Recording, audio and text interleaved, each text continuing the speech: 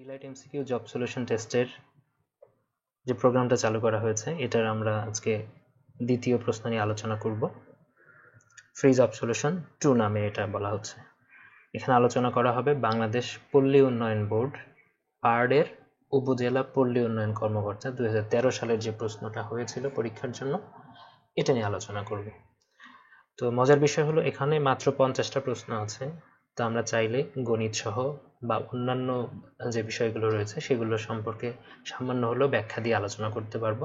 100টা প্রশ্ন যখন আমরা আলোচনা করতে যাই তখন হিউজ সময় লেগে যায়। 1 ঘন্টার বেশি আসলে সময় পার করাটা কখনো ঠিক হয় না, কারণ এতটা ধৈর্যটা থাকে না এত সময় ধরে একটা ভিডিও বা একটা লেকচার দেখার মতো। তো এটাতে আমরা 50টা এমসিকিউর কারণে আমরা খুব ইজিলি এটা করতে পারবো বলে আমরা বিশ্বাস করি। তো আমরা প্রথম প্রশ্নে চলে যাই। নিচের কোনটি নিত্যবৃত্ত অতীত? নিত্যবৃত্ত অতীতের কথা বলেছে। নিত্যবৃত্ত মানে যে কাজটা আমরা অতীতে প্রতিনিয়ত করতাম, একটা অভ্যাসের বিষয় হয়ে দাঁড়িয়েছে, বা প্রতিনিয়ত যেটা করি সেটার ক্ষেত্রে আমরা এটা ব্যবহার করে থাকি। তো এগুলোর মধ্যে আমরা 4টা অপশনে যদি পড়ি, পড়াতাম, পড়ালাম, পড়িয়েছিলাম বা পড়াবো, 4টার মধ্যে একমাত্র পড়াতাম এটাই যদি আমি বলি যে আমি আমার ছোট বোনকে নিয়মিত পড়াতাম, তো এটা যদি আমি উচ্চারণ করি দেখা যাবে যে এটাই কিন্তু একমাত্র নিত্যবৃত্ত অতীত বা অতীতের অভ্যাস বোঝাবে। আমার মনে হয়, আশা করি এটা বিষয়টা ক্লিয়ার হয়েছে। তো পরের প্রশ্নে যাচ্ছি আমরা। প্রশ্ন নাম্বার 2, সংবাদ এর সঠিক সন্ধি বিচ্ছেদ কোনটি? এটা নরমালি আমরা অপশনগুলো দিকে দেখলে আমরা বুঝতে পারবো অভিজ্ঞতার আলোকে যে এটা ক নাম্বার অপশনটাই সঠিক, সংযোগ বাদ সংবাদ বা সংবাদ। 3 নম্বর প্রশ্নে যাব। বাংলা ভাষার উদ্ভব হয়েছে নিম্নের কোন ভাষা থেকে? 4টা অপশনের মধ্যে ডেফিনেটলি প্রাকৃত ভাষা থেকে হয়েছে। নরমালি এটা তথ্যটা জানলেই হবে, ওটার কোনো ব্যাখ্যার প্রয়োজন নেই। 4 নম্বর প্রশ্নে যাচ্ছি আমরা। বাংলা সাহিত্যে চলিত রীতির প্রবর্তক কে?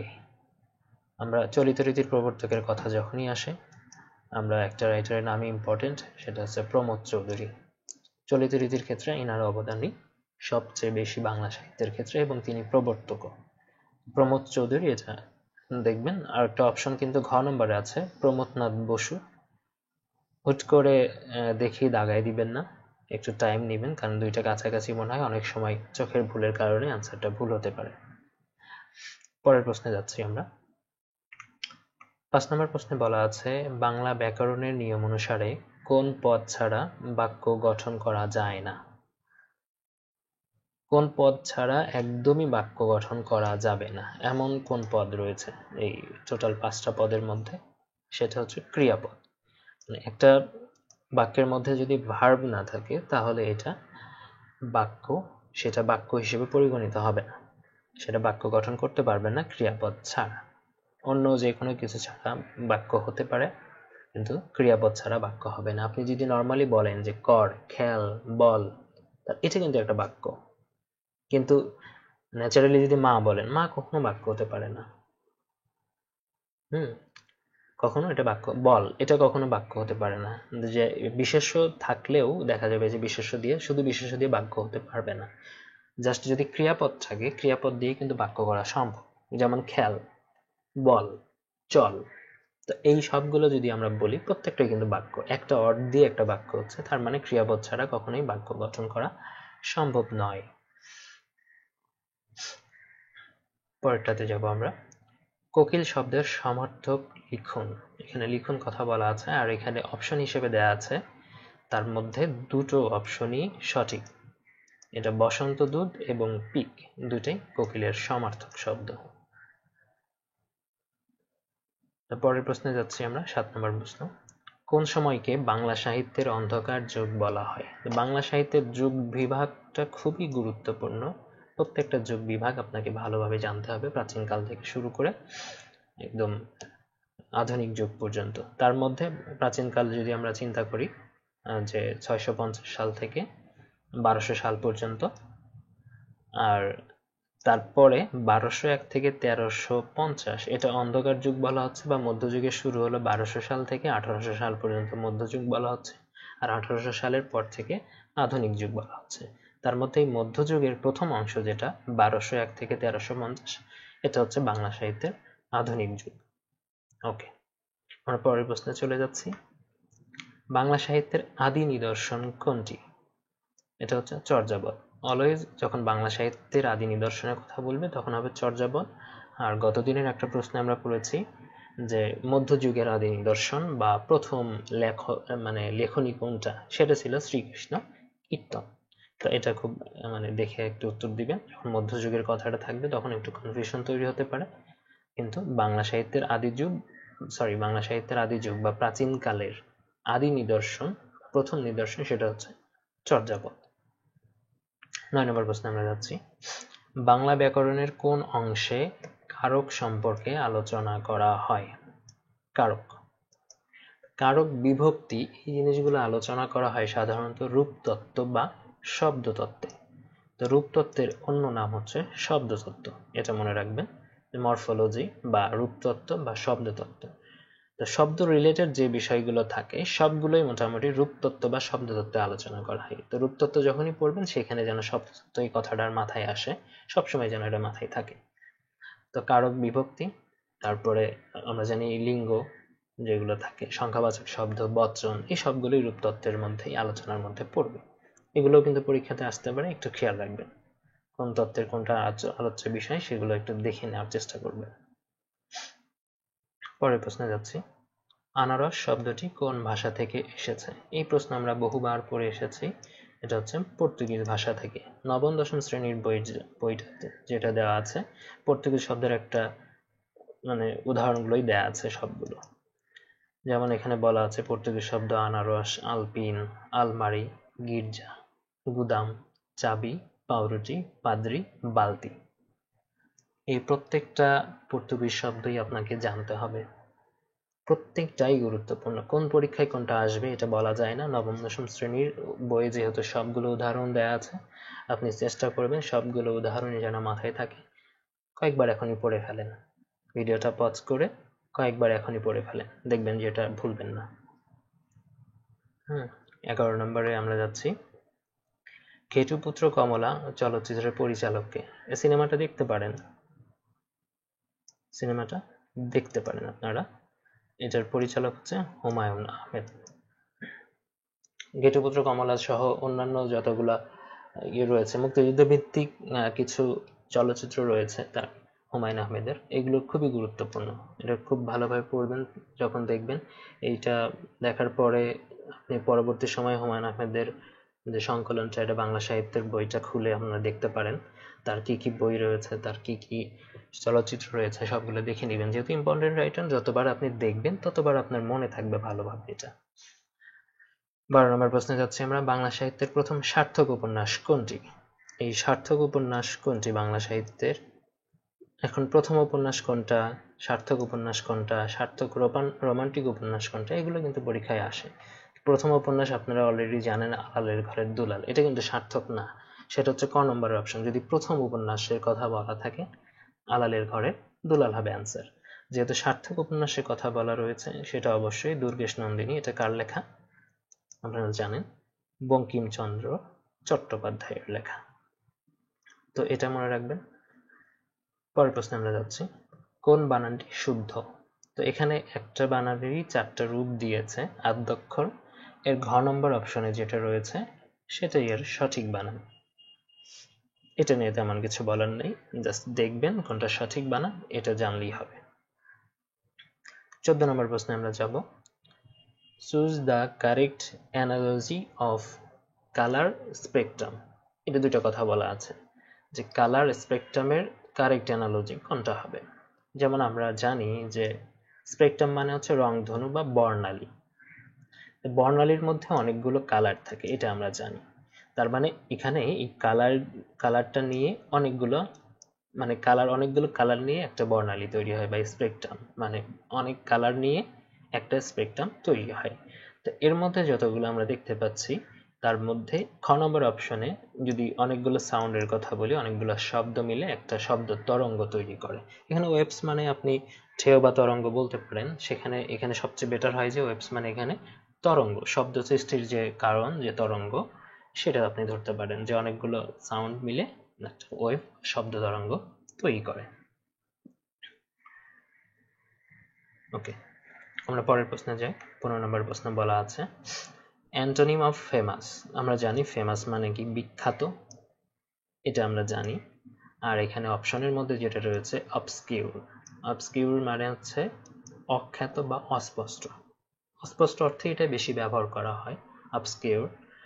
তো অস্পষ্ট অর্থে এটা যেহেতু বেশি ব্যবহার করা হচ্ছে, আর অস্পষ্ট মানেই কি একটা কোনো ব্যক্তি সম্পর্কে আপনি অস্পষ্ট জানেন, তার মানে সে ব্যক্তি খুব বেশি বিখ্যাত না, তার মানে এটা অখ্যাত হিসেবে আখ্যায়িত করা হতে পারে। তার ফেমাসের অ্যান্টোনিম অবশ্যই অবস্কিউর হবে। ওকে, আমরা 16 নম্বর প্রশ্নে যাচ্ছি। What is the meaning of the word status quo? এখন স্ট্যাটাস কুও, স্ট্যাটাস মানে তো বুঝতেই পাচ্ছেন কোনো জিনিসের বর্তমান অবস্থা, আর এর দ্বারা বোঝানো হচ্ছে যে একটা দেশের অবস্থা। একটা দেশ মানে স্টেটকে বোঝানো হচ্ছে, স্টেটের বর্তমান কি অবস্থায় রয়েছে, একটা স্টেট বা রাষ্ট্রের রাজনৈতিক অবস্থা কেমন, ওই দেশের অর্থনৈতিক অবস্থা কেমন, এটা বোঝানোর জন্য আমরা যে শব্দটা ব্যবহার করি সেটাকে বলা হয় স্ট্যাটাস কুও। তো এই জন্য আমরা অপশন হিসেবে এটা সঠিক আনসার হবে স্টেট অ্যাফেয়ার। ওকে, 17 নম্বর প্রশ্ন আমরা যাব। Choose the synonym of disdain. ডিসডেইনের মানেটা এটা দেয়া আছে এখানে। ডিসডেইন মানে হচ্ছে অবজ্ঞা করা। তার মানে এর মধ্যে যেটা রয়েছে গ নম্বর অপশনে, এটার সিনোনিমটা হচ্ছে স্কর্ন। স্কর্ন মানেও অবজ্ঞা করা, হেলা করা, এই টাইপের একটা সেন্স দেয়। তার মানে ডিসডেইনের সিনোনিম হচ্ছে স্কর্ন। এটা যদি কয়েকবার পড়ে নেন, ডিসডেইনের সিনোনিম হচ্ছে স্কর্ন, ডিসডেইন মানে অবজ্ঞা করা, সুতরাং স্কর্ন মানেও অবজ্ঞা করা। তো এইভাবে যদি কয়েকবার আপনি পড়ে নেন তাহলে দেখবেন যে এটা সুন্দরভাবে আপনার মনে থাকবে। পরের প্রশ্নে আমরা যাব 18 নম্বর প্রশ্নে। আই স্পেন্ট, অপশন হিসেবে কি হবে এখানে সাম টাইম বলা আছে। সাম টাইম মানে আমি কিছু সময় আমার পেশেন্টের সাথে কাটালাম। I spent some time.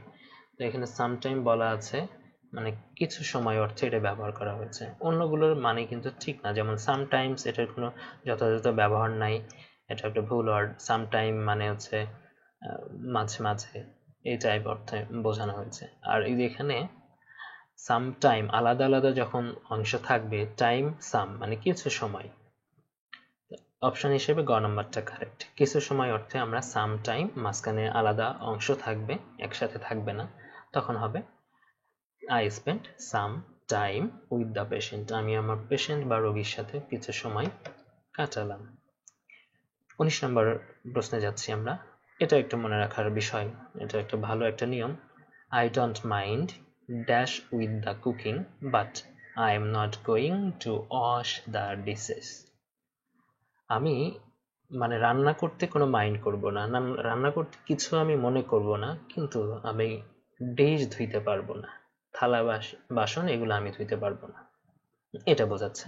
তার মানে ডোন্ট মাইন্ড এই টাইপের যখন থাকবে, যে ডোন্ট মাইন্ড এই টাইপের যখন কোনো ফ্রেজ কোনো সেন্টেন্সে দেওয়া থাকবে, এটা নিয়মই হলো ডোন্ট মাইন্ডের পরে যে ডোন্ট মাইন্ড পরে যেটা থাকবে, যে মূল ভার্বটা থাকবে, সেই মূল ভার্বের সাথে আইএনজি যুক্ত হবে। যে মূল ভার্বটা থাকবে সেটার সাথে আইএনজি যুক্ত করতে হবে, যে ভার্বটা বা যে ভার্বটা বসবে সেটার সাথে সবসময় আইএনজি যুক্ত হবে। তার মানে এটার মানে হচ্ছে আমি কিছু মনে করব না।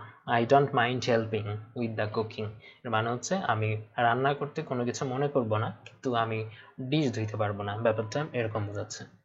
তো যখনই ডোন্ট মাইন্ড এই টাইপের পরে একটা শূন্যস্থান দেখতে পাবেন, এরপরে 4টা অপশন দেওয়া থাকবে, অবশ্যই সেই অপশনটাতে এমন কিছু বসাবেন যেটা একদম নিরেট আইএনজি যুক্ত রয়েছে, সেটি দিলে অ্যান্সারটা সঠিক হয়ে যাবে। কোনো কিছু মিনিং যদি নাও জানেন কোনো সমস্যা নাই।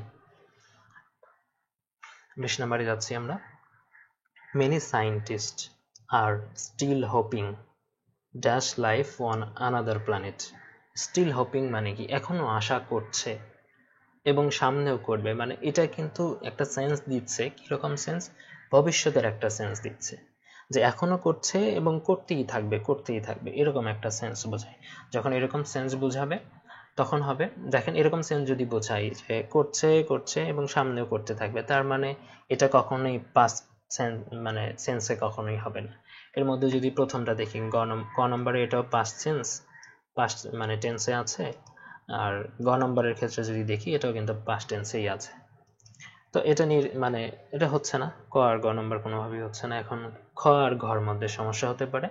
এখন খ আর ঘর মধ্যে যেহেতু আর স্টিল হোপিং বলাই আছে, এরপরে ফাইন্ডিং কখনোই থাকবে না, আর স্টিল হোপিং এর পরে টু প্লাস মূল ভার্ব অর্থাৎ টু ফাইন্ড হবে। মানে এখনো সায়েন্টিস্টরা, বিজ্ঞানীরা অন্য গ্রহে জীবনের সন্ধান করছে। ওকে, 21 নম্বরে যাব, আইডেন্টিফাই দ্য ফল্টি সেন্টেন্স। এখানে বলেই দিয়েছে কি সেন্টেন্স ফল্টি, মানে যে সেন্টেন্সটা ভুল। ভুল সেন্টেন্সটা আপনাকে বের করতে হবে। এখানে দেওয়া আছে ইট ইজ 11:30, মানে 11:30 বাজে, রাইট আনসার। ইট ইজ 11:30, মানে 11টা বেজে 30 মিনিট, এটাও ঠিক আছে। ঘ নম্বরে যদি দেখি ইট ইজ 11 o'clock, এখন 11টা বাজে। এখন ক নম্বরের ক্ষেত্রে যেটা বলা হচ্ছে এটা ভুল অ্যান্সার। এটা কেন ভুল অ্যান্সার? দুইটা একসাথে দিয়েছে, ইট ইজ 11:15, যে কোনো একটা দেওয়া লাগতো তাহলে সঠিক হতো। সেটা একটু শিখে নেন এখান থেকে। ইট ইজ 11:15 যদি বলা থাকতো তাহলে হতো 11টা বাজতে 15 মিনিট বাকি, তার মানে 11:15 বাজে। অথবা দেওয়া লাগতো ইট ইজ 11:15, মানে 11টা বেজে 15 মিনিট পার হয়ে গেছে, তার মানে 11:15 বাজে। তার মানে এটা দুইটা একসাথে দেওয়ার কারণে এটা সেন্টেন্সটা কিন্তু কোনোটাই হয় নাই, মানে গ নাম্বারটা একদমই কারেক্ট হয়নি, দুইটা একসাথে ইউজ করার কারণে। তার মানে এটা একটা ফল্টি সেন্টেন্স। 22 নম্বরে আমরা যাব, দ্য ওয়ার্ড ইনটলারেবল মানে অসহ্য। এটা আমরা এরকম একটা ফিলিংস যখন পাবো, কোনো জিনিসের ভাব বোঝাবে, একটা ফিলিংস হিসেবে আসবে, তখন এটা অবশ্যই অ্যাডজেক্টিভ হবে। অ্যাডজেক্টিভ, দ্য ওয়ার্ড ইনটলারেবল মানে হচ্ছে অসহ্য, এটা সবসময় কি হবে?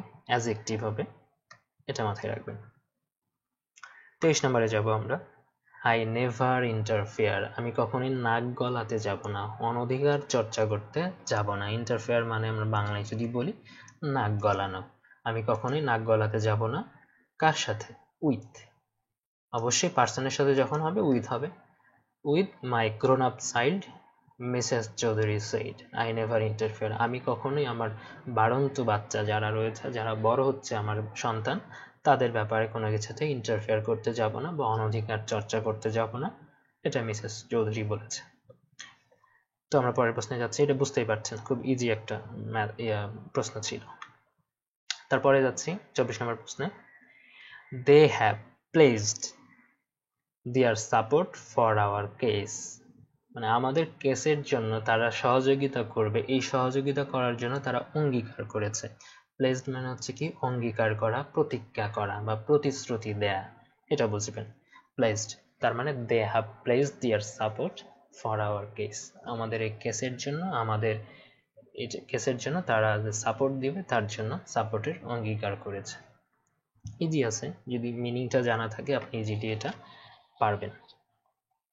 পরের প্রশ্নে আমরা যাচ্ছি 25 নম্বরে, Shakespeare's to be or not to be is quoted from, এটা খুব ফেমাস একটা উক্তি, to be or not to be is quoted from, এটা এসেছে তার হ্যামলেট নাটক থেকে।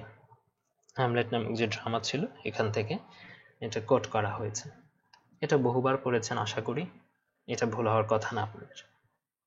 শেক্সপিয়ার সম্পর্কে কোনো উক্তি, একটা উক্তি যদি জেনে থাকে, ম্যাক্সিমাম বা 2-3টা উক্তি যদি জেনে থাকেন, তার মধ্যে to be or not to be এটা ছিলই, সুতরাং এটা আবার একটু দেখে নেন, মনে হয় হয়ে গেল। 26 নম্বর, সাধারণ জ্ঞান শুরু এখান থেকে। 26 নম্বর থেকে সাধারণ জ্ঞান শুরু, বাংলাদেশের সর্বদক্ষিণের উপজেলার নাম কি? নর্মালি এটা অপশনগুলোর দিকে দেখলে বাদ বাকি কোনো কিছুই মাথায় আসবে না, এই যে প্রশ্নই দিয়েছে।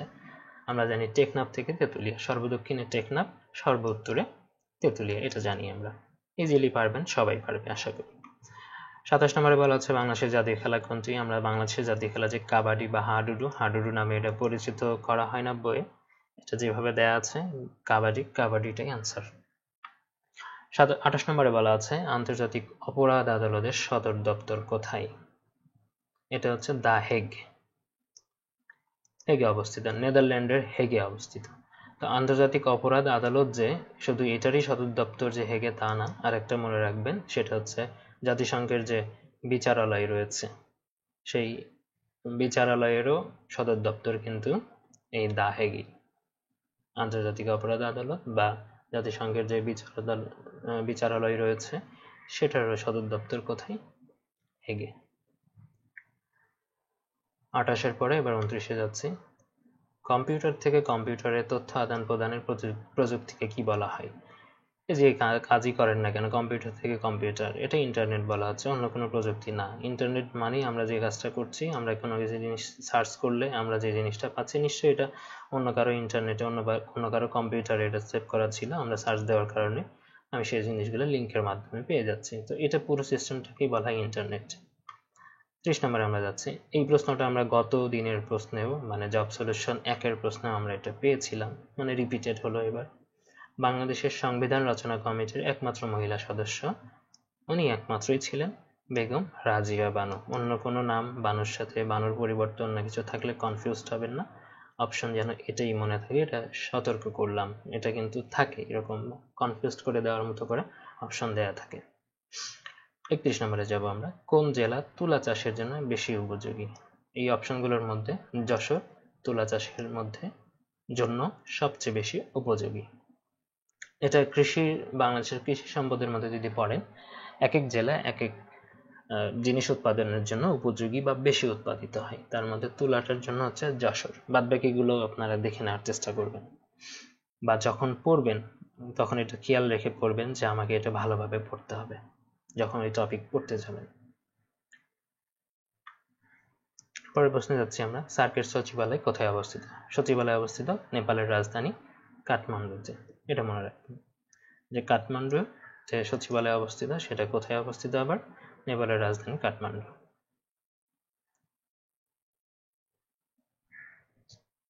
পরের প্রশ্নে আমরা যাচ্ছি।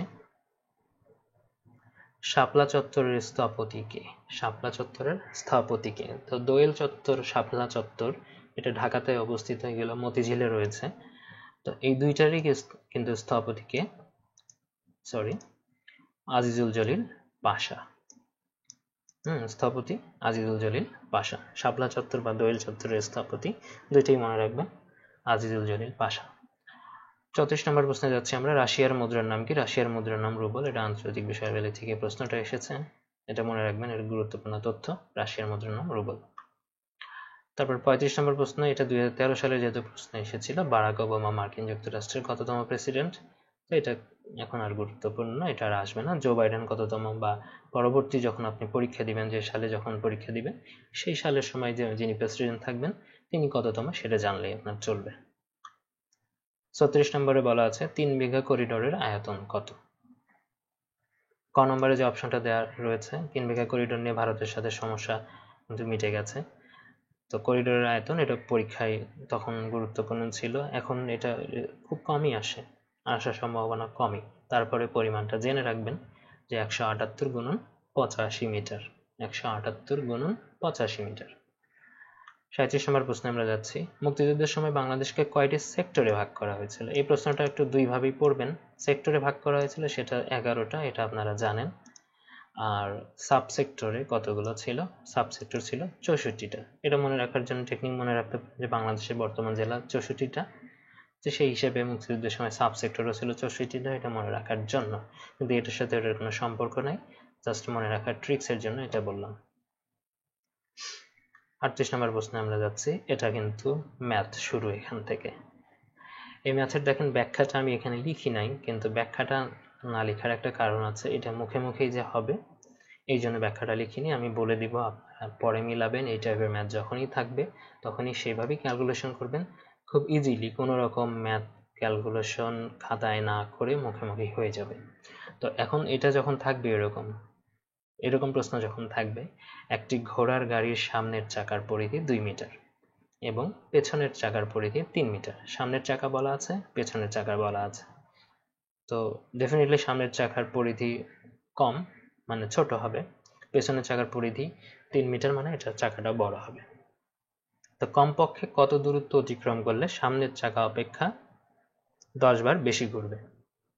তো সামনের চাকা কি, মানে পিছনের চাকা অপেক্ষা 10 বার বেশি ঘুরবে, ব্যাপারটা এটাই বোঝানো হয়েছে।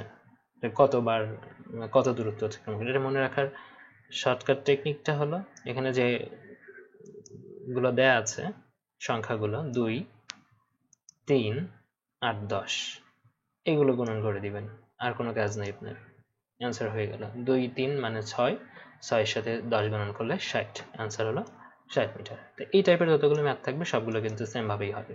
সুতরাং এটা আসলে কিন্তু এক্সট্রা, এখানে যদি এক্সট্রা টাইম নষ্ট করার কোনো দরকার নেই। এখানে যদি 4 থাকে, এখানে 5 থাকে, এখানে যদি 10 থাকে, সেম ভাবেই গুণন করে যেটা হবে সেটা অ্যান্সার দিয়ে দিবেন।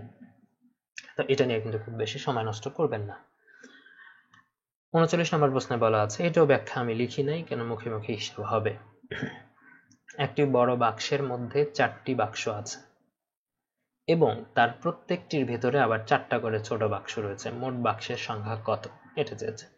তো এখানে আমরা দেখি একটি বাক্স, এটা তো বলাই আছে, তাহলে একটা হলো এখানে, এই বাক্সের মধ্যে আবার 4টা বাক্স রয়েছে, তার মানে টোটাল হলো কত, একটা আর 4টা মিলে হলো 5টা। 5টা আপনি আঙ্গুলে ধরে রাখেন, বাম হাতে 5টা আঙ্গুল আপনি ধরে রাখলেন। এখন দেখেন তার প্রত্যেকটির ভিতরে 4টি বাক্স রয়েছে। এখন যেহেতু 4টা বাক্সের মধ্যে আরো 4টা করে রয়েছে, তার মানে 4 4 16টা বাক্স রয়েছে ছোট ছোট।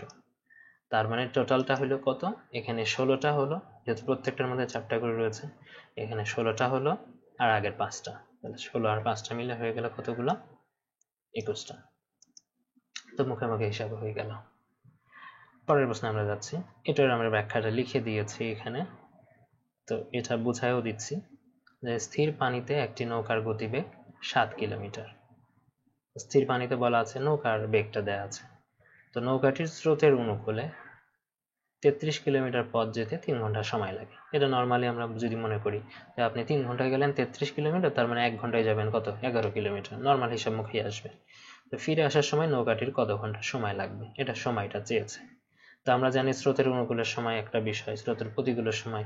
স্রোতের অনুকূলের সময় নৌকার বেগ আর স্রোতের বেগ যোগ হয়, আমরা জানি এই দুইটা মিলে হচ্ছে স্রোতের অনুকূলে নৌকার বেগটা বের হয়, আর স্রোতের প্রতিকূলেটা কি হয়, নৌকার বেগ থেকে স্রোতের বেগটা বাদ যায়, বাদ গিয়ে আমরা স্রোতের প্রতিকূলের বেগটা বের করি। তো নর্মালি এটা সেই হিসেবে যাবে যে স্রোতের অনুকূলে যে নৌকার গতিবেগটা ছিল, আমরা যেটা দেখলাম এখানে পরের প্রশ্নে মানে পরের লাইনে এই তথ্যটা দেয়া আছে, স্রোতের অনুকূলে 33 কিলোমিটার পথ যেতে 3 ঘন্টা সময় লাগে। তার মানে স্রোতের অনুকূলে নৌকার গতিবেগটা হবে 11 কিলোমিটার পার ঘন্টা, প্রতি ঘন্টায় গেছে কত, 11 কিলোমিটার পার আওয়ার গেছে। তার মানে নৌকার বেগ হচ্ছে 11 কিলোমিটার পার আওয়ার, তার মানে এখানে সে 11 কিলোমিটারই গেছে, এটা মনে রাখতে হবে। তার মানে স্রোতের বেগ কত হবে, টোটাল যেহেতু নৌকার স্রোতের বেগ এখানে স্রোতের অনুকূলে যখন বলা থাকবে নৌকার বেগ প্লাস স্রোতের বেগ যখন আপনি বের করতে যাবেন, তার মানে টোটাল এটা বের করার সিস্টেমটা হলো যে একদম স্রোতের অনুকূলে নৌকার বেগ থেকে আপনি নৌকার বেগটা বাদ দিবেন, তাহলে স্রোতের বেগ পাওয়া যাবে। স্রোতের অনুকূলে নৌকার বেগটা কত, এই 11, এখান থেকে এই যে এখানে নৌকার গতিবেগ বলা আছে 7 কিলোমিটার, এই 7টা বাদ দিলেন, তার মানে 4 কিলোমিটার পার ঘন্টা হলো। তো এটা আপনি স্রোতের বেগটাই পেয়ে গেলেন। এখন বলেছে যে স্রোতের প্রতিকূলে তাহলে বেগ কত হবে। স্রোতের প্রতিকূলে বেগ মানে হলো আপনার নৌকার বেগ থেকে স্রোতের বেগটা বাদ যাবে, আমরা এটা নর্মালি যেটা জানি। তাহলে স্রোতের প্রতিকূলে বেগ মানে নৌকার বেগ আমরা জানি 7, এখানে বলাই আছে 7 কিলোমিটার পার আওয়ার, আর স্রোতের বেগ যেহেতু এখানে 4 আমরা বেরই করলাম, তার মানে এখান থেকে স্রোতের প্রতিকূলে বেগ আমরা পাইলাম 3 কিলোমিটার পার ঘন্টা। এটা আমরা পেয়ে গেলাম। তার মানে এখানে 3 কিলোমিটার পার ঘন্টা যদি পেয়ে যাই, তার মানে এই 33 কিলোমিটার পথ আসতে 3 কিলোমিটার পার ঘন্টা করে যদি আসে, তাহলে আমরা বুঝতেই পাচ্ছি 33/3 মানে 11 ঘন্টা সময় লাগবে সব মিলে। তো অপশনে খ নম্বরে বলা আছে যে 11 ঘন্টা, এটাই সঠিক অ্যান্সার। তো এটা যদি একটু কনফিউশন হয়, ভিডিওটা একটু আগায় দিবেন, দিয়ে আমার কথাগুলো আবার একটু শুনবেন, শোনার পরে এই বক্সের মধ্যে যে সমাধানটা রয়েছে এটা আবার একটু দেখে নিলেন, তাহলে ম্যাথটা হয়ে গেল। অনেকেই পারেন, এটা আমি জানি, আবার একটু দেখে নিলেন।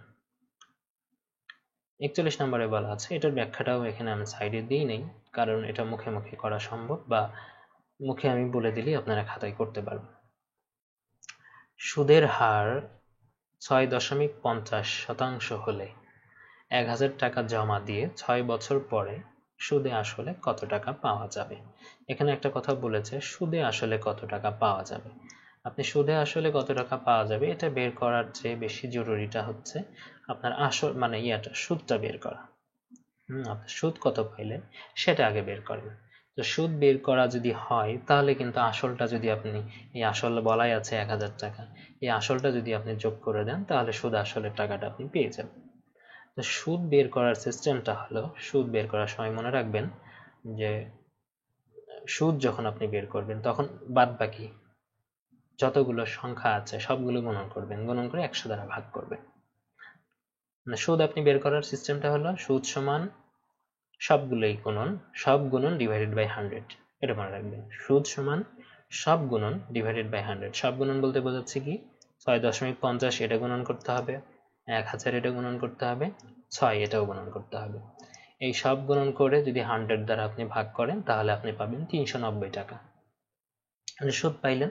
এখন সুদ আসলে যেহেতু বলেছে তাহলে 390 টাকা পাবেন হলো সুদ, তার সাথে আসলে 1000 টাকা যদি যোগ করেন তাহলে টোটাল হবে 1390 টাকা। আমি যেভাবে বললাম এটা যদি খাতায় এইভাবে করেন, ক্যালকুলেশনটা এইভাবে করলে এটা পেয়ে যাবেন। এই জন্য আর এটা আমি লিখিনি, আমি বলে দিলি যে আপনারা পারবেন, এটা আমি জানি।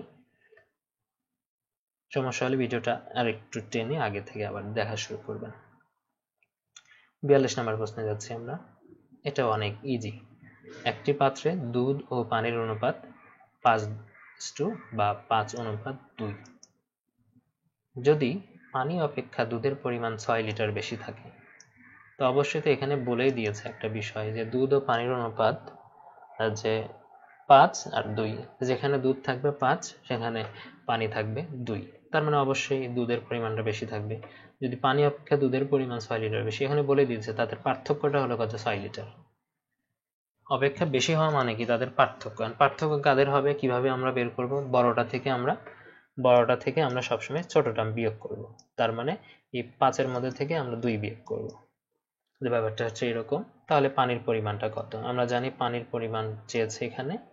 তো পানির পরিমাণ বের করার সিস্টেমটা হলো, এখন টোটাল আমরা যদি x ধরি যে 5x - 2x, x হিসেবে আমরা এটা কল্পনা করব অনুপাতটাকে, এবং যেহেতু বিয়োগ করতে হবে তাহলে 5x - 2x মানে কি 3x। 3x সমান যদি 6 হয়, 3x সমান যদি 6 হয় তার মানে x সমান কি হবে, 2 হবে। নরমালি x সমান কি, x এর মান হলো 2, তাহলে x এর মান আপনি 2 পাইলেন। এখানে কিন্তু পানির পরিমাণ চেয়েছে, সরাসরি 2 অ্যান্সার হবে না। অপশনে যদি 2 থাকতো সরাসরি 2 দিলে আপনার অ্যান্সারটা ভুল হয়ে যেত। যেহেতু 2 আপনি পাইলেন ক্যালকুলেশন করে, এবং পানির পরিমাণ চেয়েছে, আপনি পানির পরিমাণ যেহেতু এখানে 2, এখানে মানে 2x, তার মানে x এর মান আপনি পেয়েছেন কি 2 পেয়েছেন, তাহলে 2 এর সাথে এই 2টা যদি গুণন করে দেন তাহলে টোটাল কত হয়, 4 লিটার। এই অ্যান্সারটা 4 লিটার। তো এটা বলেছি, আশা করি এটা সমস্যা হবে না আপনাদের। সমস্যা হলে আবার বুঝতে অসুবিধা হলে আগের কি কথা ভিডিওটা টেনে আগে থেকে একটু দেখা শুরু করবেন। 43 নম্বর প্রশ্নে বলা আছে, এটা অনেক ইজি, এই টাইপের ম্যাথগুলো অনেক ইজি, এবং শুধু এই টাইপের ম্যাথ না, আপনার এটা দিয়ে যে চিনির মূল্য 40তম বিসিএস পরীক্ষায় এটা আসছিল একটা এরকমের, যে মানে দ্রব্যমূল্য যে বৃদ্ধি, চিনির মূল্য এত % কমে যাওয়ার কারণে ব্যবহার কি পরিমাণ কমাতে হবে, মানে বাড়াতে হবে যাতে কোনো চিনি বাবদ কোনো খরচ বৃদ্ধি বা হ্রাস না পায়।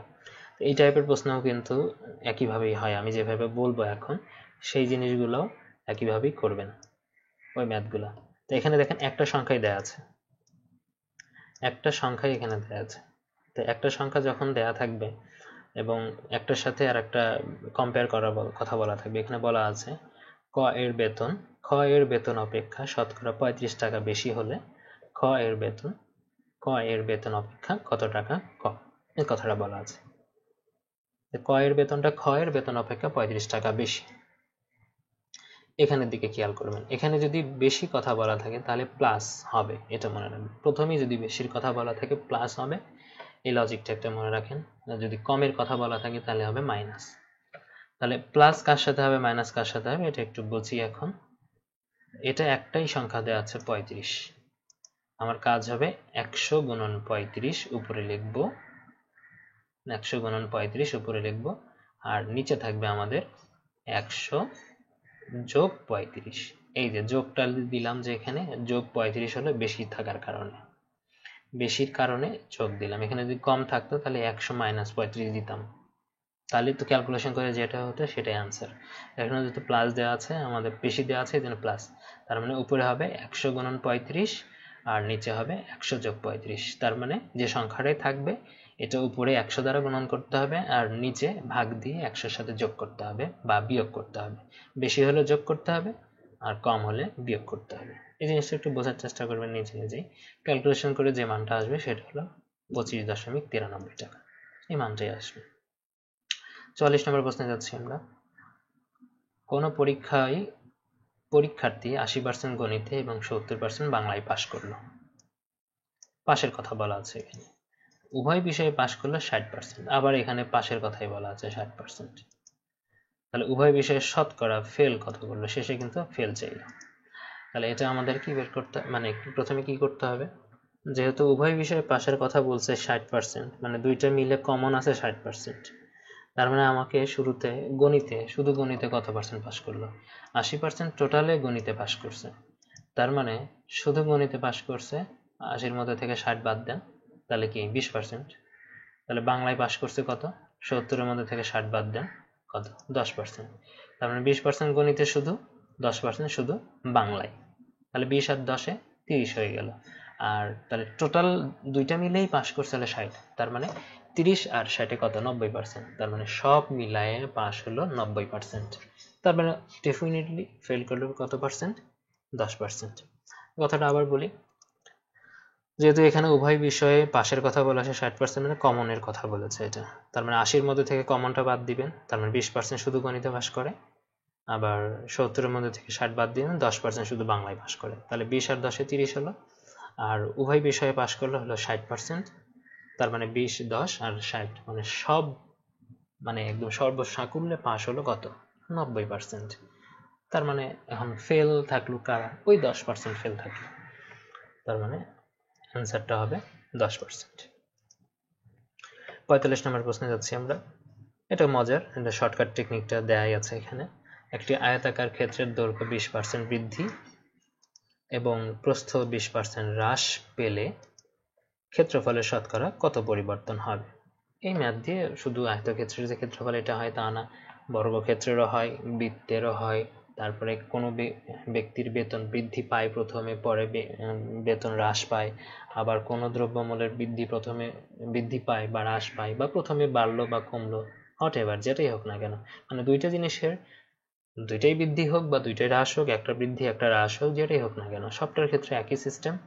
যদি বৃদ্ধি হয় পজিটিভ আর যদি হ্রাস হয় নেগেটিভ হিসেবে কল্পনা করতে হবে। দুইটা সংখ্যা এখানে দেওয়া আছে, তার মানে বৃদ্ধির জন্য এটা +20 আমরা দিয়েছি। তারপরে আবার পরের 10 মানে হচ্ছে -10 হ্রাস হয়েছে এখানে, সূত্রের +20 ইন্টু, এখানে স্টার দেওয়া আছে, এটা ইন্টু 20 ইন্টু -10 ডিভাইডেড বাই 100। এটা ক্যালকুলেশন করলে এখানে 20-এর মধ্যে থেকে 10 বাদ দিলে হবে 10, আর এটা উপরে হয় -200 ডিভাইডেড বাই 100। তার মানে এটা কাটাকাটি করলে হবে কত, -2 হবে। তাহলে 10-এর মধ্যে থেকে 2 বাদ দিলে 8 হয়। এখানে যদি পজিটিভ অ্যান্সার আসে তাহলে হবে বৃদ্ধি, যেহেতু পজিটিভ অ্যান্সার এসেছে আমাদের, তার মানে অ্যান্সারটা হবে 8% বৃদ্ধি। এই সবগুলোর ক্ষেত্রেই মোটামুটি এইগুলো হয়। আপনাদের যদি ম্যাথ রিলেটেড কোনো প্রবলেম থাকে তাহলে আমাদের ইনবক্স করতে পারেন। আমাদের অলরেডি ম্যাথের একটা প্রোগ্রাম হয়ে গেছে অলরেডি।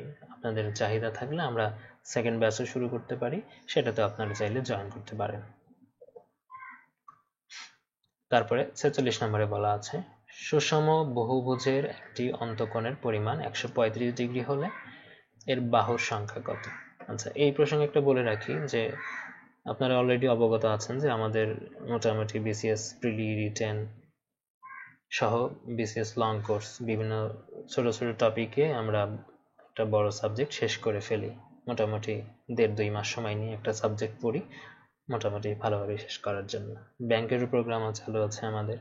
আপনারা ইন্টারেস্টেড থাকলে খুব মানসম্মত প্রশ্নেই আমরা পরীক্ষা নিয়ে থাকি, কোনো প্রশ্নের ক্ষেত্রে আমরা কম্প্রোমাইজ করি না মানের ব্যাপারে, তো সেটা অবশ্যই খেয়াল রাখবেন। আপনি যদি ইন্টারেস্টেড থাকেন আমাদের কোর্স প্ল্যান দেখার জন্য আমাদের ডিলাইট এমসিকিউ পেজে আপনারা মেসেজ দিবেন, মেসেজ দিয়ে বিস্তারিত জেনে নিতে পারবেন।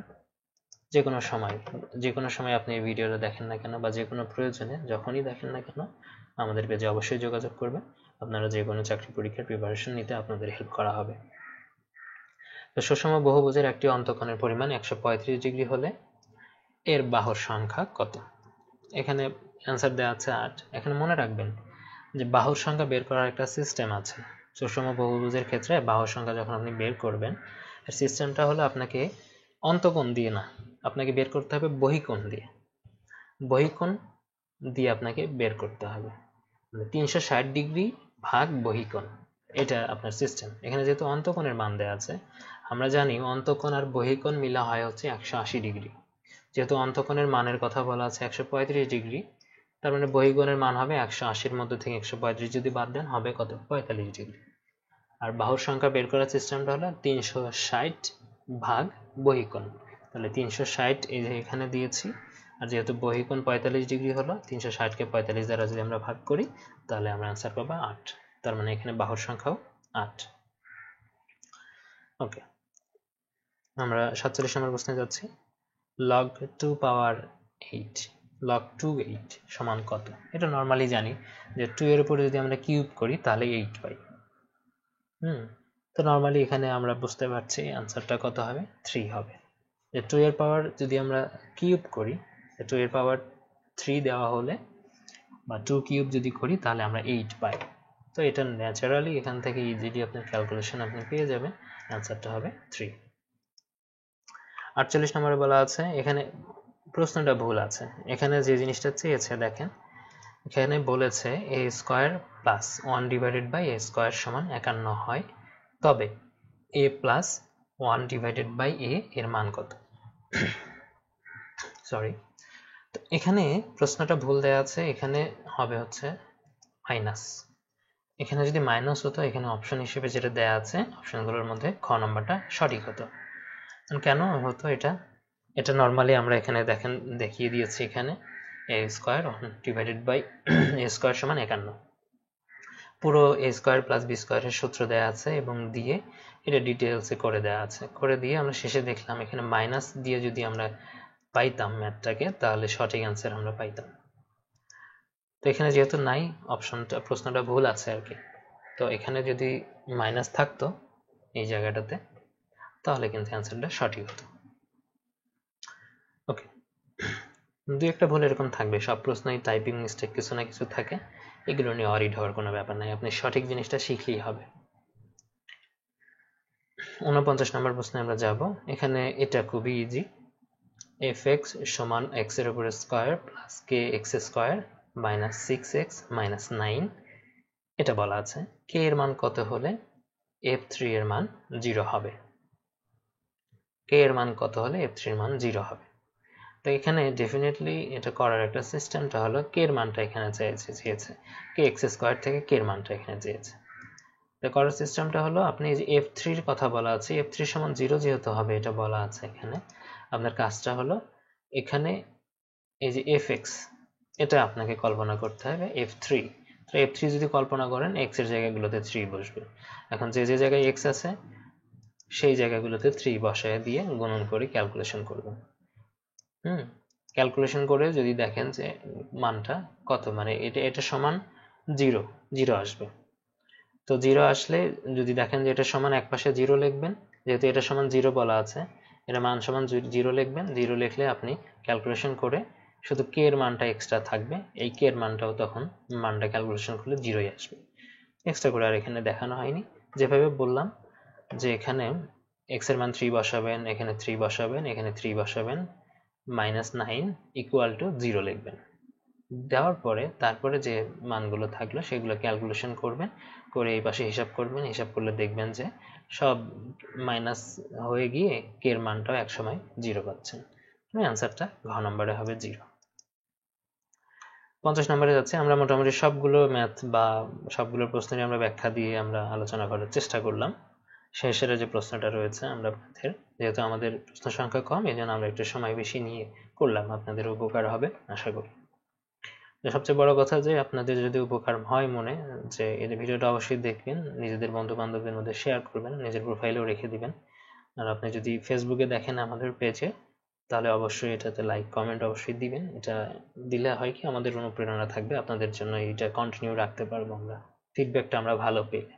কারণ আমাদের ভিডিওটা বেশি সংখ্যক মানুষ দেখছে কিনা বা আমরা বেশি সংখ্যক মানুষের জন্য কষ্ট করতে পারছি কিনা, এটা হলে আমাদের যদি এটা ব্যবস্থা করতে পারেন আপনারা, তাহলে আমাদের জন্য এই কাজটা করা ইজি হবে, বেশি সংখ্যক মানুষের জন্য আমরা কাজটা করে যেতে পারবো। আর যদি ইউটিউবে দেখে থাকেন আপনি ভিডিওটা, তাহলে অবশ্যই আগের কথাগুলো সাবস্ক্রাইব করে রাখবেন সাথে সাথে, যে আমরা নতুন কোনো ভিডিও দিলে যাতে আপনি সেটা আবার দেখে নিতে পারেন। ওকে, 50 নম্বর প্রশ্নের আলোচনা করি, এটা শেষ হয়ে যাচ্ছে। তো এখানে বলা হচ্ছে একটি মিনারের পাদদেশ থেকে 20 মিটার দূরের একটি স্থান থেকে মিনারটির শীর্ষবিন্দুর উন্নতিকোণ 30 ডিগ্রি হলে মিনারটির উচ্চতা কত? এখানে একটা শর্টকাট টেকনিক অ্যাপ্লাই করা যায়। যখন উন্নতিকোণ 30 ডিগ্রি হবে, উন্নতিকোণ যখন 30 ডিগ্রির কথা বলা থাকবে, এবং দেখেন 30 ডিগ্রি মানে হচ্ছে উন্নতিকোণ যখন 30 ডিগ্রির কথা বলা থাকবে এইসবের ক্ষেত্রে, এটা কিন্তু ন্যাচারাল ওয়েতে ম্যাথ করা যায়, সেটা ম্যাথটা অনেক সুন্দর হয় কারণ ওটা বেসিক। আর এখানে যেহেতু একটু আমি শর্টকাট দিচ্ছি, মাঝে মাঝে এই প্রশ্নটা তো ম্যাক্সিমাম পরীক্ষাতেই আসে, এটাই আসে দেখা যায় সরাসরি। হয়তো এখানে 20 মিটারের জায়গায় 18 মিটার থাকলো বা অন্য কিছু দেওয়া থাকলো বা 24 থাকলো, কিন্তু ম্যাক্সিমাম জায়গায় দেখা যায় যে 30 ডিগ্রি দিয়েই আসছে উন্নতিকোণ। তো সেই ক্ষেত্রে বড় ক্যালকুলেশন করার তো দরকার নেই। মানে এখানে যখন 30 ডিগ্রি থাকবে তখন উপরে যে সংখ্যাটা দেখেন দেওয়া আছে এখানে 20 মিটার, তার মানে 20 ভাগ √3 দিয়ে দিবেন। 30 ডিগ্রি থাকলে √3 মানে ডিভাইডেড বাই √3, তার মানে অ্যান্সারটা দিবেন কি হবে, এখানে 20 আছে জন্য 20/√3 দিবেন, যদি এখানে 24 থাকতো 24/√3 দিবেন। মানে 30 ডিগ্রি থাকলেই যে সংখ্যাটা উপরে থাকবে সেটাকে √3 দ্বারা ভাগ করলে যেটা হবে সেটাই অ্যান্সার। এখন সরাসরি বলা আছে 20/√3, তো সরাসরি এটা অ্যান্সার, অন্য কিছু মানে এখানে আবার 20√3 দেওয়া আছে, এটা গুণন অবস্থায় দেওয়া আছে, তো এটা কিন্তু এইভাবে হবে না, ডিভাইডেড আকারে আপনাকে অ্যান্সার করতে হবে। তো এটা শর্টকাট একটা রুলস আছে। তো এটা দেখতে পাচ্ছেন, এটা পুরো 50টা প্রশ্নই ছিল, 50টা প্রশ্নই এই জন্য আমরা সুন্দরভাবে আলোচনা করতে পারলাম। 100টা প্রশ্ন হলে তাড়াহুড়ো করে আমাদের শেষ করতে হয়, সবগুলো প্রশ্নের ব্যাখ্যা দেওয়া যায় না, বিশেষ করে ম্যাথগুলোর হয়তো ওইভাবে ডিসকাস করা যায় না। তো এরপরের গুলোতেও আমরা চেষ্টা করবো এইভাবে বিস্তারিত আলোচনা করতে, সেটা হয়তো 1 ঘন্টার বেশি লাগলেও আমরা চেষ্টা করবো। আমরা আগের ভিডিওটা দেখছি যে 1 ঘন্টার মধ্যে শেষ করার চেষ্টা করেছিলাম, এটাতে আমরা মোটামুটি ভালো সময় নিলাম।